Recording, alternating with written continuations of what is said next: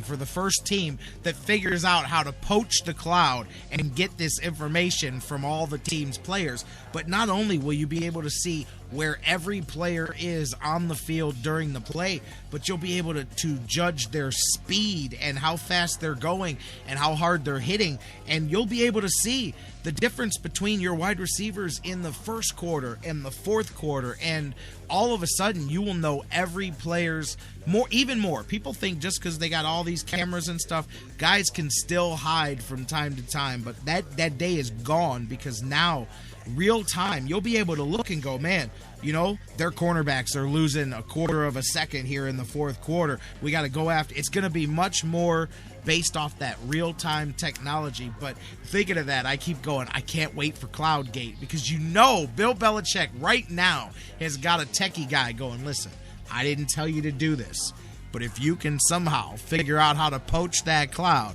let me know, you know? And I'm just telling, the day will come where I can see the story. You know what, Jerry? You're right, but the Jets already put a leg up on it because they published their access code to the players to get into their iPads. You know, they made that. Oh yeah. But you know, you can hear it. There has to be somebody who could. There has to be somebody sitting in the stands who could get onto their cloud. You know, from their phone or their tablet. You know. You know it. One of these hackers, if they can get into all of these big websites, if these worldwide hackers can get into these corporate websites and stuff, somebody is going to get into the NFL's cloud and then just like release this trove of information or something. It's going to be, you know, I can just see the day. May not be after a Super Bowl. It may be just after a big game or something, but I can see the headline, you know, so-and-so accused of hacking the cloud. And it's going to happen, because just like, hey, it's every technology, somebody, and I'm joking about the Patriots because they're known for it, but somebody's going to try to cheat it. Somebody always does, and somebody will get caught, and we will be talking about it. So just remember that we said it here. I got a question for you before we go, Dr. Football. Browns defense thus far looking all world, the best that they have in years in Browns training camp. However, just asking you, and my opinion is right now it's a combination of a new offense and defense always being ahead. But from what you've seen and followed of the Browns camp in the first couple of weeks, do you think it's an example of the Browns defense making the offense look bad, or the Browns offense making the defense look better? I want to say it's a little bit of both. But what I want to remind people is, and then again, remember, I'm only seeing what I'm able to see on video, you know, through, and what I see on NFL TV on the NFL Network. But what I've caught on video on the web is that, you know, they really do look a lot better, and you know, whether or not they're making the offense look bad, that's another story. I think the offense still has a lot of room to grow here. I think that's what you're really looking at. So it's really a little bit of both. And I'm with you. I see speed and aggression being the two biggest differences in this defense. I mean, really, to me, the key is going to be the defensive backs. If these guys, it's pet and scheme. If they can cover, then I think the Browns are going to harass some quarterbacks. They're going to get at them and force some turnovers.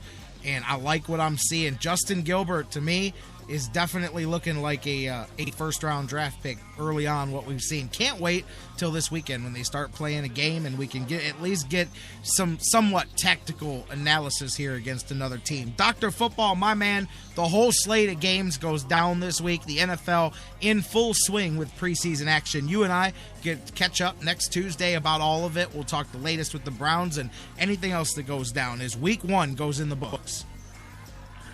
And definitely, football is back, and everybody is real happy, and that's all that matters. That you know, the preseason at least gives us a little bit of fix before we get the regular season gets started. You got it. Dr. Football Bill Chachkes with us every Tuesday talking NFL. My man, have a good week. Enjoy the first week of preseason, and we'll catch up on Tuesday. All right, see you next week, man. Have a good week and a good weekend. You got it. My man, Dr. Football. And you guys can always catch Bill on Twitter at AskDrFootball. We're going to take a break. When we come back, Doug Plagens is talking Gladiators football, championship football. On the other side of the break, when we come back, don't go anywhere. The Sports Fix rolls on.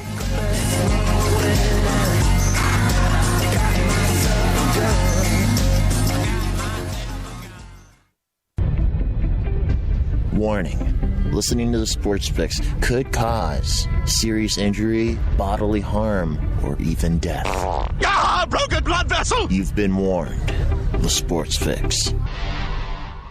Hey guys, before we go to the break, I want to talk to you a little bit again about our good friends at Harry Buffalo North Olmsted. Of course, you know during Brown season, we're there each and every week. What a fun time it was last year. But not just that, so many more reasons for you to check out the Harry Buffalo today. The UFC, the Ultimate Fighting Championships, some of the hottest fights in the world today. Each and every one of their huge events. Harry Buffalo is one of the few places in Northeast Ohio you can go there and watch each and every UFC fight at the Harry Buffalo. And let me tell you, I've been there. The people are out the door. They are to the rafters. It is one of the craziest environments for some UFC fights. Wing Mondays, they've got great deals on wings and drinks. And every day of the week, there's a different special, a different deal. And don't forget the Bison Burger, the unbelievable. It is the combination of a fantastic burger and eating healthy combined into one unbelievable sandwich. You have got to get a Bison Burger while you're there. So whatever you're looking for, whatever day of the week, Monday through Friday, Saturday, Sundays, there's something for you at the Harry Buffalo North Olmsted, just outside Great Northern Mall. Check them out today. Harry Buffalo, join the herd. Hey, this is Antoine Jameson, and you listen to the Sports Fix. Whether it's an oil change or a new set of tires, Quick Lane at Valley Ford Truck has you covered for your car care needs. They're your neighborhood quick service experts. They also offer a low price tire guarantee. Choose from 13 brands, and if you find the same tires at a lower price within 30 days, Quick Lane at Valley Ford will refund the difference. 5715 Canal Road, right under the 480 bridge in Valley View. Come see why life is better in the Quick Lane. quicklane.com/Valley Ford Truck.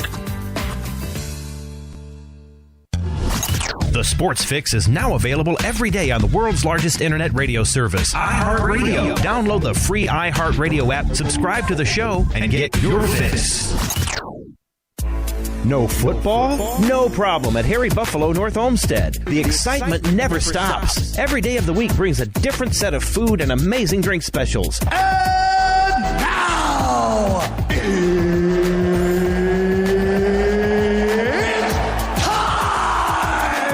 fans, Harry Buffalo North Olmsted is the home for every UFC pay-per-view live on the big screens.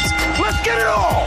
And let's not forget their mouth-watering trademark, the Bison Burger. They sure are good. Nobody does bison like Harry Buffalo. The perfect combination of healthy and delicious. Hey there, eat up, y'all. You's a good church-going folk. Y'all deserve a little treat. What are you waiting for? Get to Harry Buffalo, just outside Great Northern Mall today. Harry Buffalo. Join the herd. Hi, this is Dean Chenoth, head coach of Cleveland's Lake Erie Monsters, and you're listening to the Sports Fix.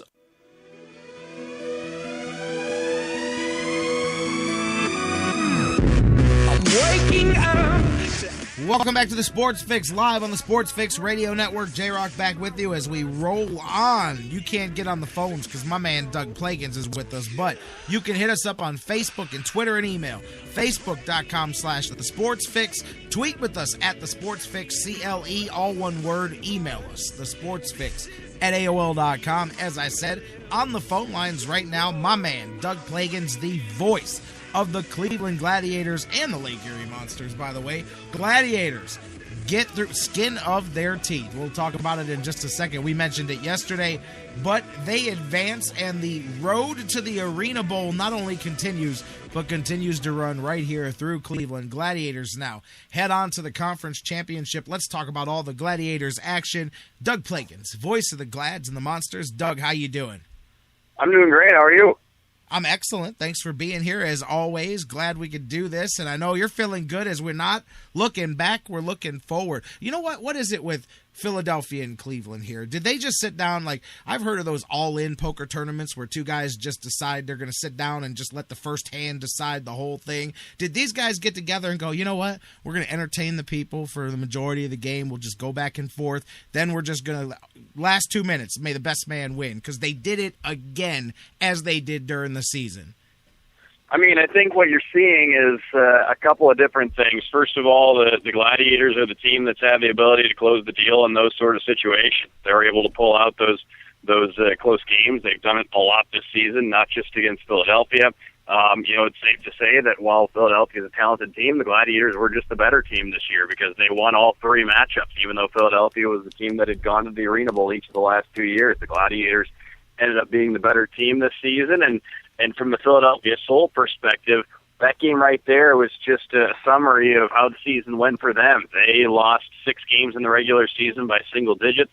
They couldn't close it out when it was a close game, and it came back to haunt them in the playoffs. So that's why all those situations the Gladiators found themselves in during the regular season were so beneficial because they were tested, and when it got to that point in the one-game elimination scenario where you got to the last seconds and it was do or die, they managed to be the team that came out on top. Absolutely, and now here they sit just on the verge of the ArenaBowl. Conference championship game is now coming up here for the Cleveland Gladiators. By the way, what was it, nearly 13,000 in attendance at the Q? Rocking the other night, my man. Yeah, it was awesome. The fan support's been fantastic all year long. The Gladiators have been one of the top draws in the Arena Football League. But going into this one on Sunday at 3 o'clock, the Gladiators and the Orlando Predators, oddly enough, never saw each other during the regular season. So this will be meeting number 1 for 2014. They split their 2-game season series last season, but you can't really gauge anything on last season to this season or anything really year to year in the Arena Football League because things do change quite a bit from season to season. But the Gladiators in Orlando, 3 o'clock on Sunday. Orlando was just 11-7 during the season, but the classic case of a team getting to the playoffs and playing their best football at the exact right time. They've won 4 games in a row. If you count the first round of the playoffs last week, they beat a Pittsburgh team that had won 12 straight games to close out the regular season. So they're playing some really good football. They've got some really good players. They made a quarterback change midseason, and they've really gotten on track down there in Orlando. So they've been playing well. They beat Arizona a couple of weeks ago in their last regular season game. As everybody knows, that's the team that's won the ArenaBowl the last 2 years, and is currently still alive in the playoffs and could be an ArenaBowl opponent down the road for one of these two teams, depending on what happens. So Orlando, no slouch. The Gladiators are a battle-tested team, and there's a lot on the line here, not just a chance to play in the ArenaBowl, but a chance to play in the ArenaBowl in Cleveland if the Gladiators can win. Talk to me about the Orlando Predators. What is, if you had to pick the one thing, the biggest thing that the Gladiators need to prepare for, watch out for, that could cost them that ArenaBowl, what would it be about the Orlando Predators? Well, their quarterback, Bernard Morris, is kind of a dual-threat guy, and if that name rings a bell, he played at Marshall. But Bernard Morris has been a veteran in the Arena Football League. He can beat you through the air. If things break down, he can take off and do some things on his feet. So you have to be cognizant of that if you're the Gladiators defense going into this one. The Gladiators lost before that first playoff game, lost arguably their best defensive player in Mario Norman, who had 12 interceptions during the year. He signed a contract with the Baltimore Ravens, and going into that game, you wondered how the Gladiators would respond defensively without him, but they played great. I mean, the defense really, considering the Gladiators uncharacteristically turned the ball over 5 times by interception in that game against Philadelphia, the defense really came up huge in that game and kept it close throughout and gave up just 1 Philadelphia touchdown between the second and third quarters combined in that last game. So the defense responded. They're going to have to be ready again against Orlando, who's been scoring a lot of points and putting up high point totals against some pretty good football teams. Yeah, the one thing I noticed just looking at experience in that you brought up Morris, the fact that even though it was with a different team, this is his 3rd consecutive conference title game. And we talked kind of last week, there's never a substitute for experience and for having been there. So that perhaps is the thing that they can rely on there, is knowing that he's been there in the big moment for them, or well, not for them, but for the last few seasons. Yeah, he's been a guy who's been able to get it done wherever he's been, and like I said, if things break down the field, he can go to the short game. He can take off and try to do it himself. So he's a guy you really have to keep an eye on. He can do a lot of things. So the game's at 3 p.m. on Sunday, but the Gladiators are trying to fire things up before the game, doing a little pre-game playoff party down at the Plaza. Tell me a little bit about that. I know they're going to have the dance team out there and all kinds of party stuff going on for a little bit before the game to get things fired up. A lot of festivities a couple hours before. You're going to be able to see the Goddess will be out there. Rudy will be out there. There will be concessions, hair painting, face painting, getting you ready to go in there and